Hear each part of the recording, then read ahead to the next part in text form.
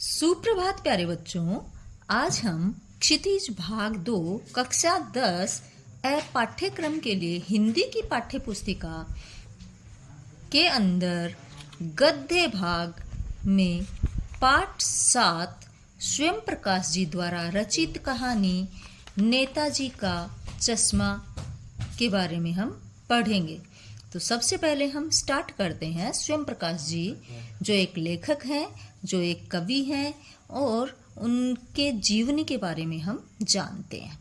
स्वयं प्रकाश का जन्म सन 1947 में इंदौर मध्य प्रदेश में हुआ। जो स्वयं प्रकाश जी हैं उनका जन्म 1947 में इंदौर मध्य प्रदेश के अंदर आता है, वहाँ उनका जन्म हुआ था।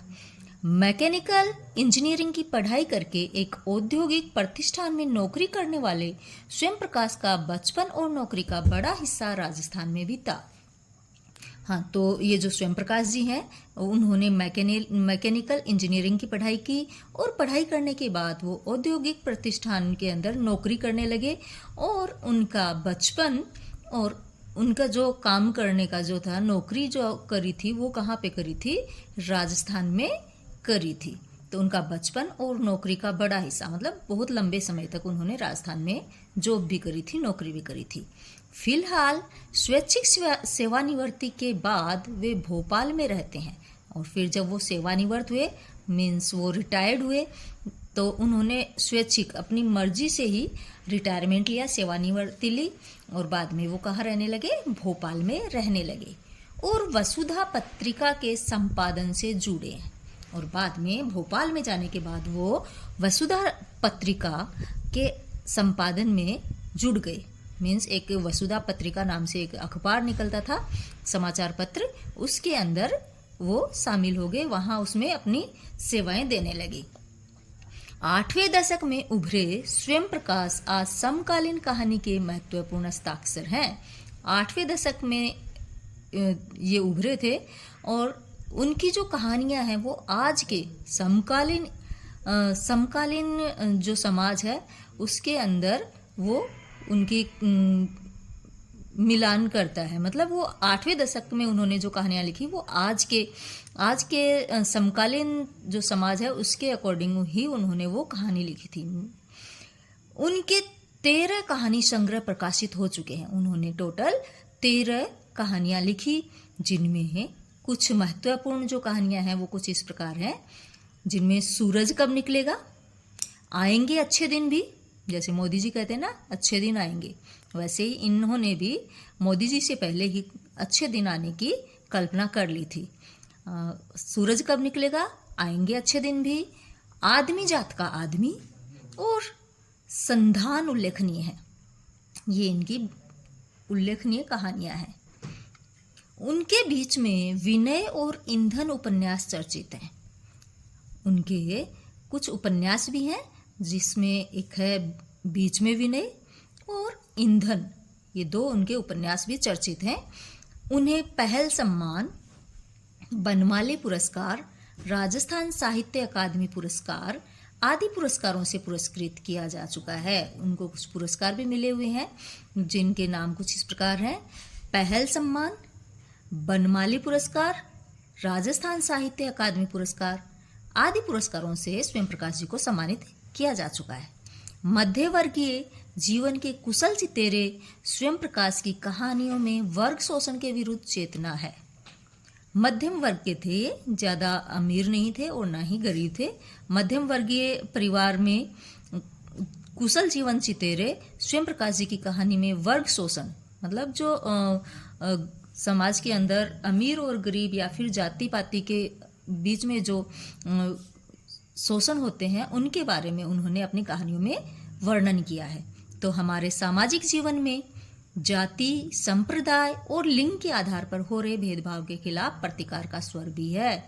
तो इन्होंने जो जातिगत भेदभाव और जो धार्मिक सांप्रदायिक जो भेदभाव है उनके प्रति भी इन्होंने अपनी कहानियों के अंदर और इसके खिलाफ इन्होंने आवाज़ उठाई है।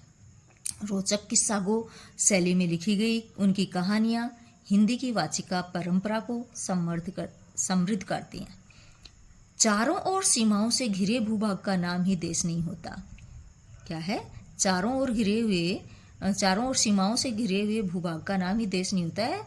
देश बनता है उसमें रहने वाले सभी नागरिकों, नदियों, पहाड़ों, पेड़ पौधों, वनस्पतियों, पशु पक्षियों से और इन सब से प्रेम करने तथा इनकी समृद्धि के लिए प्रयास करने का नाम है देशभक्ति है।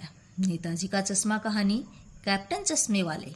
अब देखो इसमें कहानी का वर्णन आ चुका है। यहाँ पे अपन जो कहानी पढ़ेंगे नेताजी का चश्मा, उसके बारे में बताया गया है। नेताजी का चश्मा कहानी कैप्टन चश्मे वाले माध्यम से देश के करोड़ों नागरिकों के योगदान को रेखांकित करती है, जो इस देश के निर्माण में अपने अपने तरीके से सहयोग करते हैं। कहानी कहती है कि नहीं बच्चे इसमें शामिल है। यहाँ से कुछ वर्ड कटा हुआ है, नहीं इसमें बच्चे भी शामिल हैं। चलिए तो अब चलते हैं हम लोग नेताजी का चश्मा कहानी पढ़ते हैं। क्या होता है इसमें, स्वयं प्रकाश जी ने क्या लिखा है इस नेताजी का चश्मा कहानी में, और क्यों इसका नाम है नेताजी का चश्मा दिया गया है। इसका जो टॉपिक है वो नेताजी का चश्मा क्यों रखा है। हालदार साहब को हर 15वें दिन कंपनी के काम के सिलसिले से उस कस्बे से गुजरना पड़ता था। हालदार मीन्स यहाँ हवलदार हो सकता है। हवलदार साहब हर 15वें दिन कंपनी के काम से उस कस्बे से गुजरना पड़ता है। कस्बा होता है एक छोटा शहर, तो कस्बे से उन्हें जाना पड़ता था। कस्बा बहुत बड़ा नहीं था, छोटा ही था। जिसे पक्का मकान कहा जा सके वैसे कुछ ही मकान, और जिसे बाजार कहा जा सके वैसा एक ही बाजार था। मीन्स वहाँ पे ज़्यादा पक्के मकान नहीं थे और ज़्यादा बड़ा बाजार भी नहीं था, केवल एक छोटा सा बाजार था।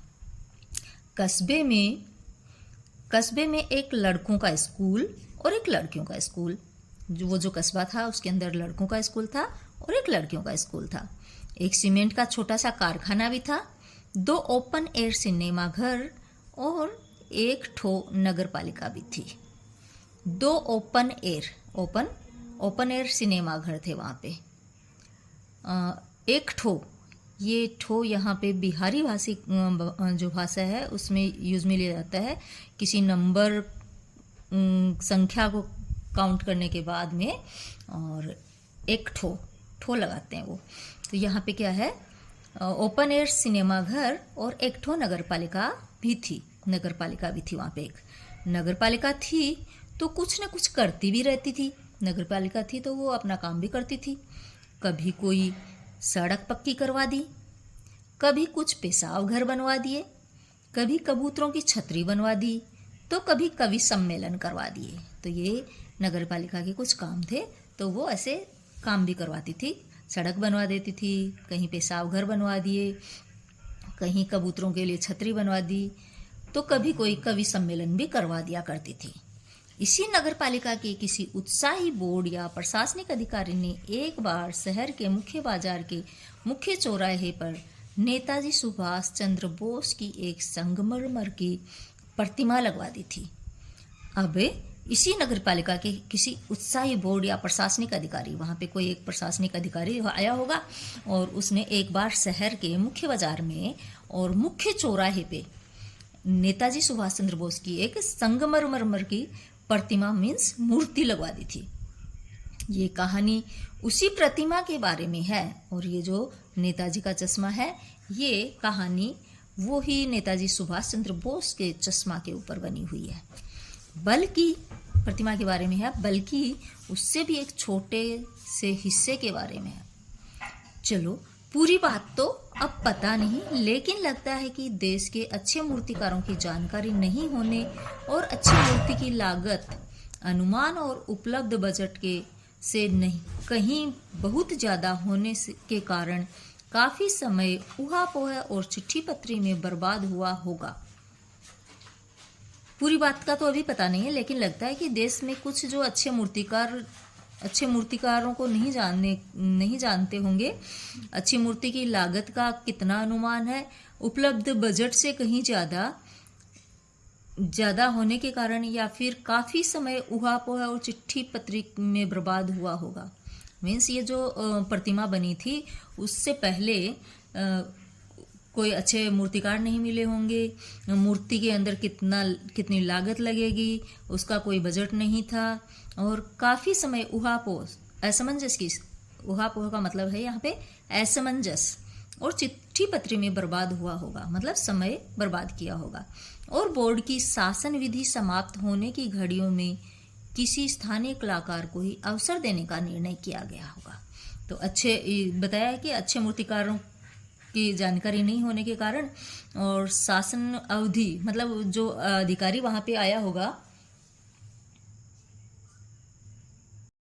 हाँ, तो हम चर्चा कर रहे थे कि जो अधिकारी वहाँ पे था उसकी शासन अवधि, मतलब उसका समय काल है वो समाप्त होने की घड़ी रही होगी, तो वहाँ का ही कोई स्थानीय कलाकार को और मूर्ति बनाने का काम सौंपा गया।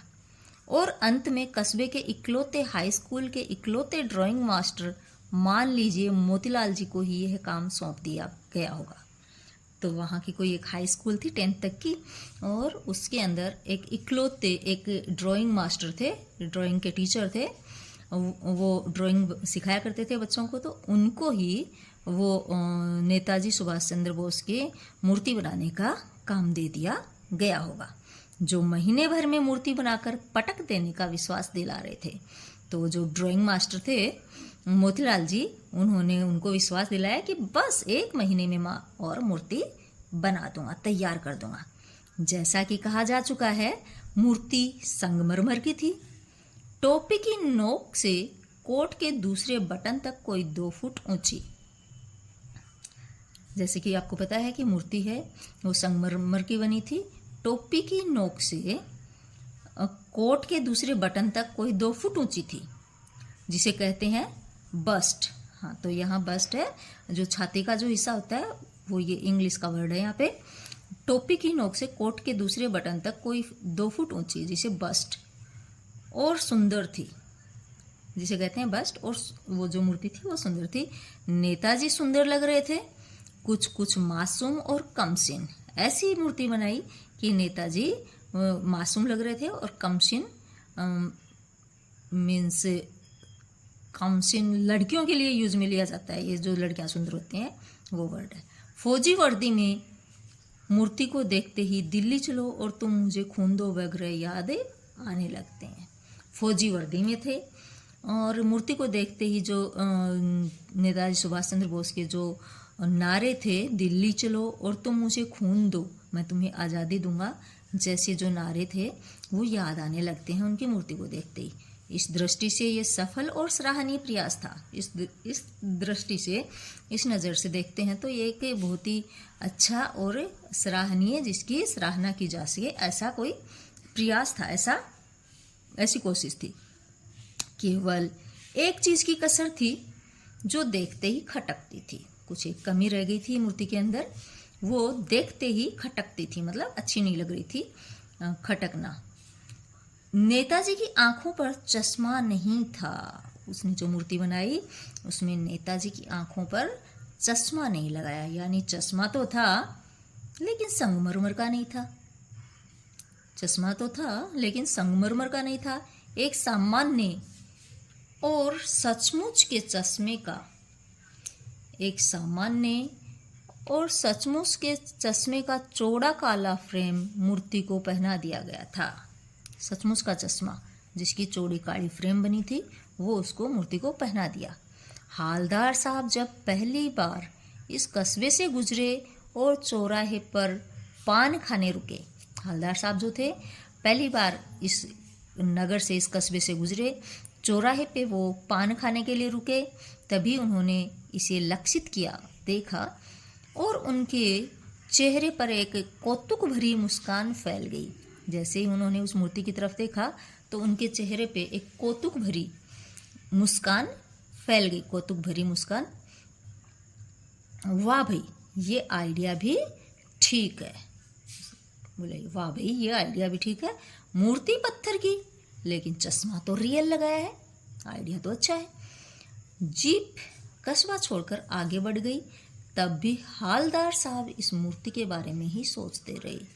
अब वहाँ पे हालदार साहब ने पान ले लिया था और मूर्ति की तरफ देखे और जीप में बैठे थे। जीप है वो आगे बढ़ गई थी, जा चुकी थी, लेकिन फिर भी हालदार साहब के मन में वो ही मूर्ति के बारे में बातें, वो ही मूर्ति के बारे में ही सोचते रहे और अंत में इस निष्कर्ष पर पहुँचे कि कुल मिलाकर कस्बे के नागरिकों का ये प्रयास सराहनीय ही कहा जाना चाहिए। महत्वपूर्ण मूर्ति के रंग रूप या कद का नहीं, महत्व मूर्ति के रंग रूप या कद का नहीं था, उस भावना का है। वरना तो देशभक्ति भी आजकल मजाक की चीज होती जा रही है। देशभक्ति को भी लोग मजाक बना रहे हैं।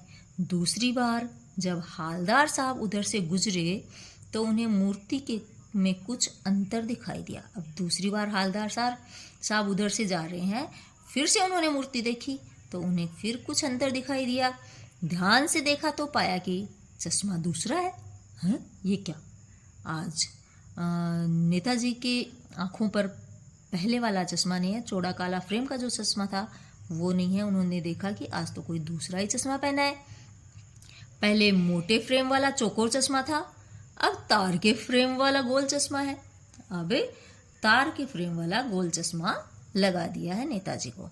हालदार साहब का कौतुक और बढ़ गया। उनके जो मन के अंदर जो सवाल चल रहे थे, वो आश्चर्य जो था वो फिर से बढ़ गया। वाह भाई, क्या आइडिया है! मूर्ति कपड़े नहीं बदल सकती, लेकिन चश्मा तो बदल ही सकती है। हालदार साहब ने सोचा, भाई मूर्ति के कपड़े तो नहीं बदले जा सकते, लेकिन चश्मा रियल वाला है तो चश्मा तो चेंज कर ही सकते हैं। क्या बात है, नेताजी तो चश्मे बदल रहे हैं बार बार में। तीसरी बार फिर नया चश्मा था। अब फिर वो तीसरी बार आए वहाँ पे और उन्होंने देखा कि फिर से एक नया चश्मा। हालदार साहब की आदत पड़ गई, हर बार कस्बे से गुजरते समय चौराहे पर रुकना, उसी चौराहे पर रुकना, पान खाना और मूर्ति को ध्यान से देखना। जब भी वो आते तो क्या करते, उस चौराहे पे जाके रुकते, पान खाते, मूर्ति को देखते। एक बार जब कौतूहल दुर्दमनीय हो उठा तो पान वाले से ही पूछ लिया। अब बार बार में मन में जो सवाल आ रहे थे, उनके कौतूहल का विषय बन रहा था, तो उन्होंने पान वाले से ही पूछ लिया, क्यों भाई? पान वाले से पूछा, क्यों भाई, क्या बात है? ये तुम्हारे नेताजी का चश्मा हर बार बदल कैसे जाता है? बोले, जो मूर्ति है आपकी नेताजी की, ये बार बार में चश्मा कैसे बदल लेते हैं? पान वाले ने खुद के मुंह में पान ठूसा हुआ था। अब पान वाला जो था वो पान खा रहा था, उसके मुंह के अंदर पान ठूसा हुआ था। वह एक काला मोटा और खुशमिजाज आदमी था। वो जो पान वाला था वो काला था और मोटा था और खुशमिजाज मीन्स मजाकिया भी था। हालदार साहब का प्रश्न सुनकर वह आंखों ही आंखों में हंसा। अब मुंह खोल के तो हंस नहीं सकता था, क्योंकि मुंह में तो पान ठूसा हुआ था। तो हालदार साहब आंखों ही आंखों में और हंस रहे थे। उनकी हंसी आंखों में दिखाई दे रही थी, उनकी तोंद थिरकी। अब वो हंस रहे थे तो हंसेंगे तो थोड़े से हिलेंगे, और हिलेंगे तो जो पान वाला था मोटा होगा तो आपको पता है तोंद निकलेगी, और वो हंसे तो तोंद थिरकी मतलब नाची। थिरकना नाचना होता है। उसकी जो तोंद थी वो नाची, थिरकी। पीछे घूमकर उसने दुकान के नीचे पान थूका। अब उसने थोड़ा सा बोलने के लिए पीछे घूम के दुकान के नीचे और पान को थूका, और अपनी लाल काली बत्तीसी, जो उसके पान खाने से उसकी बत्तीसी लाल हो चुकी थी, कुछ काली हो चुकी थी, और हंसते हुए अपनी लाल काली बत्तीसी को दिखाकर बोला, कैप्टन चश्मे वाला करता है। कैप्टन चश्मे वाला करता है। बोले, अच्छा, ये जो चश्मा चेंज करता है वो कोई कैप्टन है, कैप्टन चश्मे वाला है, वो कर देता है। क्या करता है? हालदार साहब कुछ समझ नहीं पाए। हालदार साहब बोले, कुछ समझ नहीं आया कि क्या ये कैप्टन चश्मे वाला कौन करता है, क्या है ये? तो हालदार को समझ नहीं आया। चश्मा चेंज कर देता है, पान वाले ने समझाया। बोले, ये जो कैप्टन चश्मे वाला है ना, वो चश्मा चेंज कर देता है। क्या मतलब? क्यों चेंज कर देता है? हालदार साहब अब भी नहीं समझ पाए। हालदार साहब को अभी भी नहीं समझ में आया, मुझे भी नहीं आ रहा क्यों चेंज कर देता है। चलिए आगे बढ़ते हैं स्टोरी की तरफ, पता चलेगा। कोई गिराक आ गया समझो। गिराक यहाँ ग्राहक को बोला गया है। कोई गिराक आ गया समझो। आपको चौड़े चौखट चाहिए तो कैप्टन किधर से लाएगा? तो उसको मूर्ति वाला दे दिया, उधर दूसरा बिठा दिया। हाँ, तो क्या है, वो जो कैप्टन चश्मे वाला था उसके पास कोई ग्राहक आ गया और उसे चौड़े चौखट वाला मतलब काला चौड़ी फ्रेम वाला चश्मा चाहिए था। तो क्या हुआ, कैप्टन ने वो चौड़े वाला चश्मा उस ग्राहक को दे दिया, उस ग्राहक को दे दिया।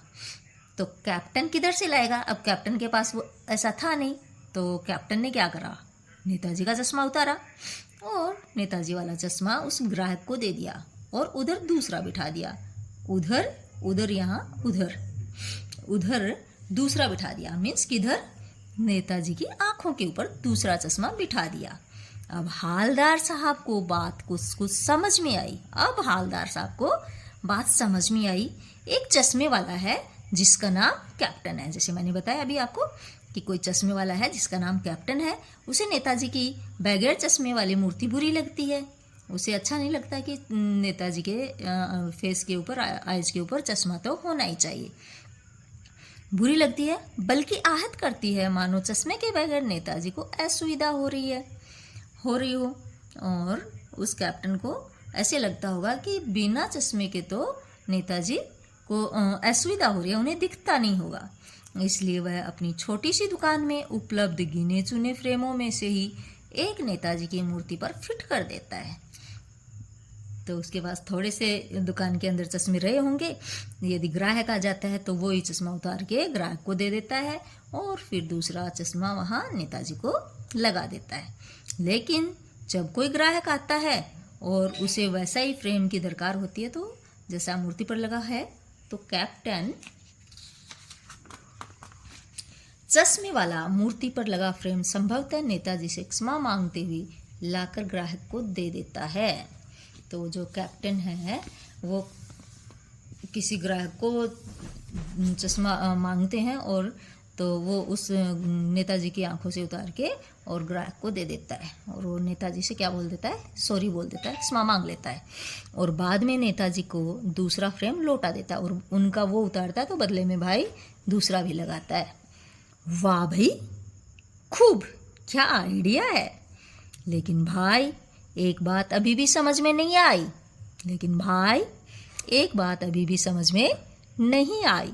हालदार साहब ने पान वाले से फिर पूछा, नेताजी का ओरिजिनल चश्मा कहाँ गया? हाँ, तो हालदार साहब को समझ नहीं आया। पान वाले से फिर पूछा, अरे भाई पान वाले साहब, मुझे ये तो बताओ, नेताजी का ओरिजिनल चश्मा जो है वो कहाँ गया? पान वाला दूसरा पान मुंह में ठूस चुका था। अब पान वाले ने दूसरा पान खा लिया था तो एक बार मुंह उसका फिर से बिजी हो गया। दोपहर का समय था, दुकान पर भीड़ भाड़ अधिक नहीं थी, दोपहर थी तो ज़्यादा भीड़ भाड़ नहीं थी। वह फिर आंखों ही आंखों में हंसा और फिर से मुंह तो उसका बिजी था तो मुंह से तो हंस नहीं सकता था, तो फिर से वो आंखों ही आंखों में हंसा। तौंद थिरकी, कत्थे की डंडी फेंक, पीछे मुड़कर उसने नीचे पीक थूकी, पान की जो पीक होती है, पान का जो थूक होता है उसको थूका और फिर मुस्कुराया और बोला, मास्टर बनाना भूल गया। वो मास्टर बनाना भूल गया। ये मास्टर कौन है? अरे वो ही मोतीलाल मास्टर जो हाई स्कूल में पढ़ाता है, तो मास्टर है वो बनाना भूल गया। पान वाले के लिए एक मज़ेदार बात थी। पान वाला ये जो बात बता रहा था हालदार साहब को, तो वो मज़े ले लेके बता रहा था, ये बात उसके लिए मज़ेदार थी, लेकिन हालदार साहब के लिए चकित और द्रवित करने वाली थी। हालदार साहब को आश्चर्य हुआ और द्रवित मतलब मन पिघल गया उसका, द्रवित करने वाली थी। यानी वह ठीक ही सोच रहे थे। मूर्ति के नीचे लिखा, मूर्तिकार मास्टर मोतीलाल। हाँ, तो अब जो बनाता है मूर्ति वो अपना नाम तो लिखेगा ना, तो मूर्ति के नीचे लिखा था मूर्तिकार कौन? मास्टर मोतीलाल। वाकई कस्बे का अध्यापक था, स्कूल में पढ़ाता था। बेचारे ने महीने भर में मूर्ति बनाकर पटक देने का वादा कर दिया होगा, बना भी ली होगी, लेकिन पत्थर में पारदर्शी चश्मा कैसे बनाया जाए। तो पत्थर से पारदर्शी मतलब आर पार दिखने वाला। अब चश्मा लगाएंगे तो आंखें दिखेंगी, आंखें बाहर का नज़ारा देख पाएंगी। तो पत्थर से ऐसा संभव नहीं रहा होगा। और क्या है, पारदर्शी चश्मा कैसे बनाया जाए, कांच वाला ये तय नहीं कर पाया होगा। मतलब कांच वाला कैसे वो पत्थर से बनाए, वो ये सब नहीं डिसाइड कर पाया होगा। या कोशिश की होगी तो असफल रहा होगा, या फिर उसने कोशिश भी करी होगी तो वो असफल रहा, वो नहीं बना पाया होगा। या बनाते बनाते कुछ और बारीकी के चक्कर में चश्मा टूट गया होगा। या फिर ऐसे भी हो सकता है कि मास्टर साहब ने चश्मा तो बनाया होगा, लेकिन काम करते करते कुछ और उसमें बारीकी उसको पारदर्शी बना रहा था, तो घिसा होगा, और घिसने के कारण क्या हुआ होगा, चश्मा टूट गया होगा। या पत्थर का चश्मा अलग से बनाकर फिट किया होगा और वह निकल गया होगा। और ऐसे भी हो सकता है कि पत्थर से बनाया होगा और वो चश्मा निकल गया होगा। उफ, हालदार साहब तो सोचते सोचते थक गए। उफ, हालदार साहब को ये सब कुछ बड़ा विचित्र और कौतुक भरा लग रहा था। बहुत ही विचित्र लगा ये सब बातें। इन्हीं ख्यालों में खोए खोए पान के पैसे चुकाकर चश्मे वाले की देशभक्ति के समक्ष नतमस्तक होते हुए वह जीप की तरफ चले। ये सारी बातें जानने के बाद हालदार साहब अपनी जीप की तरफ चले गए। पीछे फिर रुके, पीछे मुड़े और पान वाले के पास जाकर पूछा। एक बार फिर से वो पीछे मुड़े और फिर से पान वाले के पास गए और पूछा, क्या कैप्टन चश्मे वाला नेताजी का साथी है? ये जो कैप्टन चश्मे वाला है वो नेताजी का भाईला है क्या, उसका दोस्त है क्या, या आज़ाद हिंद फौज का भूतपूर्व सिपाही है? ये भी बता दो। पान वाला नया पान खा रहा था। पान वाले का तो यही काम था, बिके ना बिके अपने पान तो वो खुद खा ही ले। तो पान वाला नया पान खा रहा था। पान पकड़े अपने हाथ को मुंह से 1.5 इंच दूर रोक कर, मतलब वो खाने ही वाला था। तो 1.5 इंच कितना होता है, ये हो गया भाई 1, और ये लगभग इतना ही दूर था वो उसके फेस से। और उसने अपने हाथ को रोक लिया और उसने कहा, हालदार साहब। उसने हालदार साहब को ध्यान से देखा, फिर अपनी लाल काली बत्ती सी दिखाई और मुस्कुराकर बोला, नहीं साहब, वो लंगड़ा क्या जाएगा फौज में। अरे नहीं साहब, वो लंगड़ा क्या फौज में जाएगा। मीन्स यहाँ पता चल रहा है कि वो जो चश्मे वाला है कैप्टन, वो पैरों से लंगड़ा है, वो उसके पैर में कुछ गड़बड़ है। देखो अभी पता चलेगा आगे सच में है या नहीं। तो पान वाला बोला, वो लंगड़ा क्या जाएगा फौज में, पागल है पागल। वो देखो वो आ रहा है, अरे देखो वो आ रहा है साहब, हालदार साहब वो आ रहा है पागल कैप्टन चश्मे वाला, आप उसी से बात कर लो। बोले चलो आपको ही मिलवा ही देते हैं, फोटो वोटो छपवा दो उसका कहीं। बोले उसकी भी कोई फोटो वोटो लगवा ही दो। हालदार साहब को पान वाले द्वारा एक देशभक्त का इस तरह मजाक उड़ाया जाना अच्छा नहीं लगा। अब हालदार साहब एक देशभक्ति का इस तरीके से मजाक उड़ा रहे हैं तो उनको अच्छा नहीं लगा। मुड़कर देखा तो अवाक रह गए, मुड़ के देखा तो अवाक, हक्के बक्के रह जाना। अवाक मतलब हक्के बक्के रह जाना। एक बेहद बूढ़ा मरियल सा लंगड़ा आदमी, एक बेचारा बुढ़ा सा, वो जो कैप्टन था वो देखने में कैसा था, शकल सूरत सीरत का कैसा था, एक बेहद बूढ़ा मरियल सा, मतलब मरियल सा पतला सा, अब मरा तब मरा, लंगड़ा था आदमी। लंगड़ा आदमी, सिर पर गांधी टोपी, अब उसने गांधी जी की जैसी टोपी है वैसी टोपी पहन रखी थी, और आंखों पर काला चश्मा लगाए, एक हाथ में एक छोटी सी संदूकची और दूसरे हाथ में एक बांस पर टंगे बहुत से चश्मे लिए अभी अभी एक गली से निकला था। हाँ, तो वो जो चश्मे बेचने वाला था उसकी देखने में वो कैसा लग रहा था, वो लंगड़ा था, बुढ़ा सा था, मरियल था, सिर पर गांधी की जैसी टोपी थी, आंखों पर काला चश्मा लगाया था, हाथ में एक छोटी सी संदूकची मतलब अटैची सा टाइप की थी, संदूक सा था, और दूसरे हाथ में एक बांस की लकड़ी थी, और बांस की लकड़ी के ऊपर उसने बहुत सारे चश्मे टांग रखे थे, और एक गली से जा रहा था। और अब एक बंद दुकान के सहारे अपना बांस टिका रहा था। वो एक दुकान बंद थी, उसके सहारे अपना उसने बांस को खड़ा कर दिया। तो इस बेचारे की दुकान भी नहीं, फेरी लगाता है। हालदार साहब ने देखा, ओ भाई इस बेचारे कैप्टन की तो दुकान का, ये तो फेरी लगा लगा के बेचता है, मीन्स फेरी लगाता है। गली गली में जो घर घर जाके बेचता है उसको फेरी वाला बोलते हैं। तो ये तो फेरी लगाता है।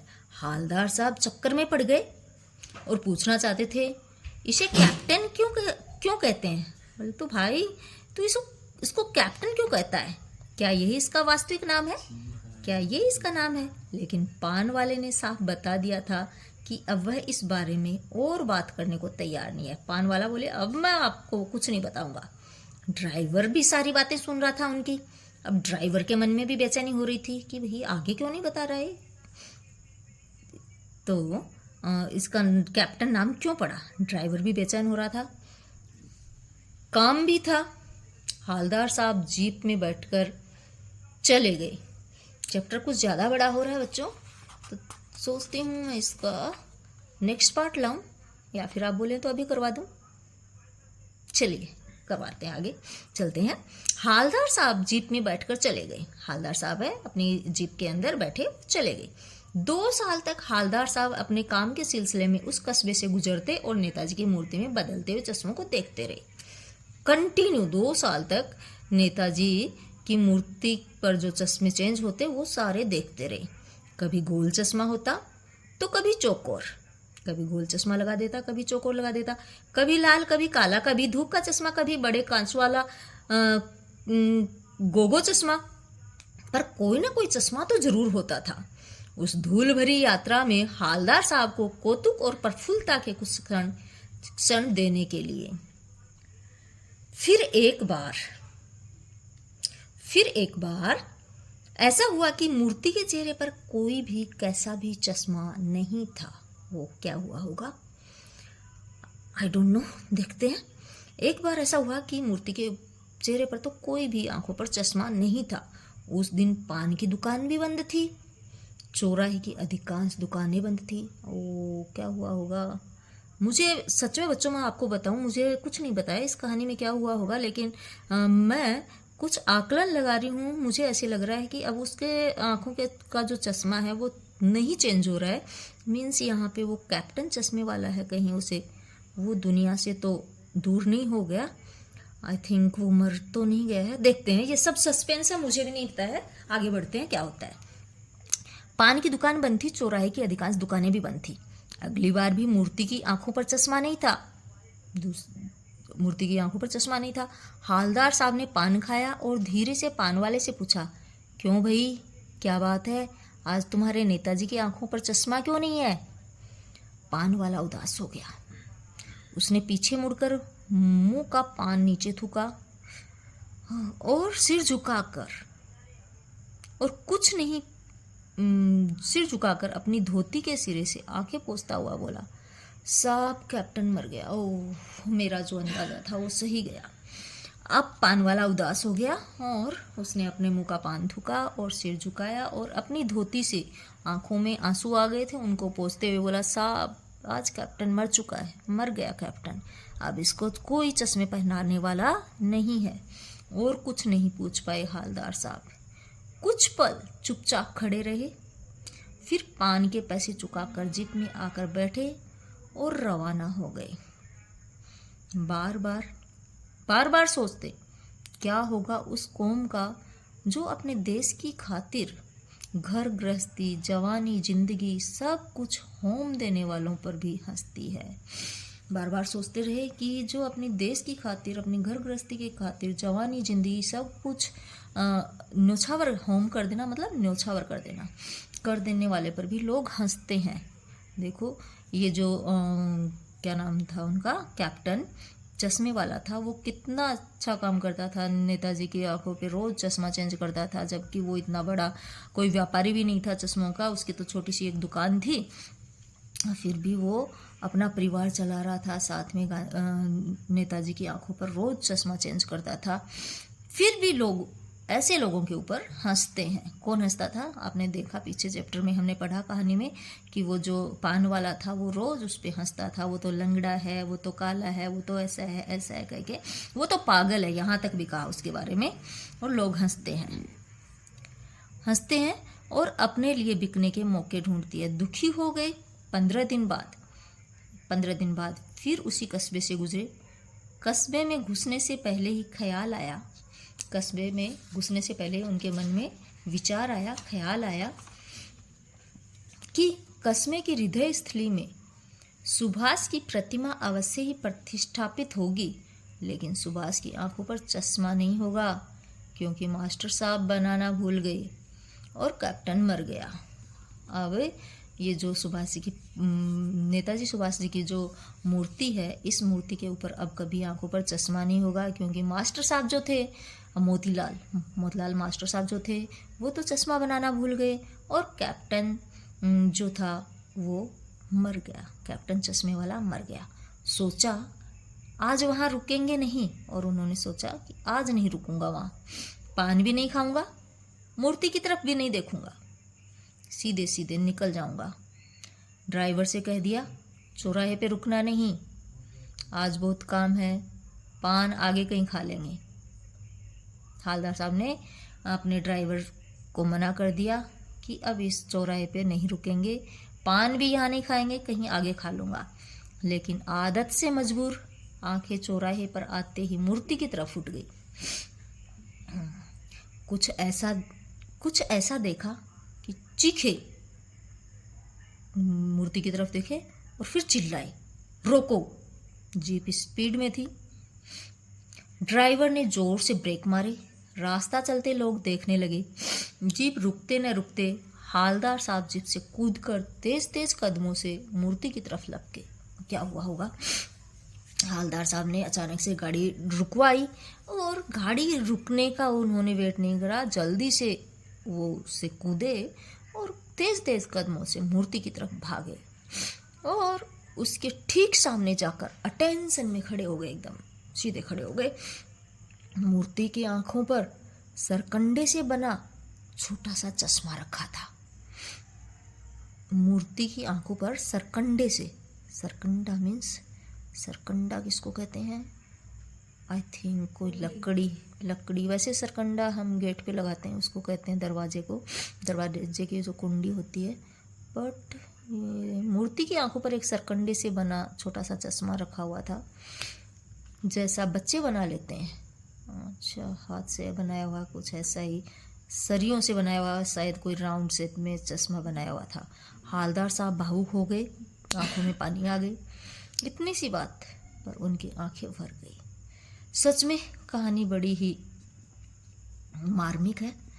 मेरी आंखों में भी बच्चों स्टोरी कहानी पढ़ते पढ़ते मैं भी रोने लगी हूँ।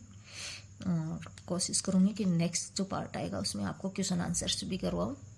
तो आपको वीडियो अच्छा लगा हो, कहानी अच्छी लगी हो, तो एक बार इस कहानी के लिए वीडियो को लाइक और शेयर ज़रूर कीजिएगा। वैसे मैं आपको बता दूँ, मैं हिंदी की टीचर नहीं हूँ और ना ही मैं कभी आज तक 10th क्लास में मैंने कभी पढ़ाया है। हाँ, मेरा बेटा है जो 10th क्लास में है, वो उसका कल एक एग्ज़ाम है, ऐसे ही यूनिट टेस्ट है, और वो इस कहानी को पढ़ रहा था, तो मेरा मन भी ऐसे हुआ, असमंजस में मैं भी थी कि क्या हुआ होगा इस कहानी के अंदर। और आज जब मैंने उसे देखा, मैंने कोशिश की मैं पढ़ाऊँ, और मैं बहुत भावुक हो चुकी हूँ। अच्छा बच्चों,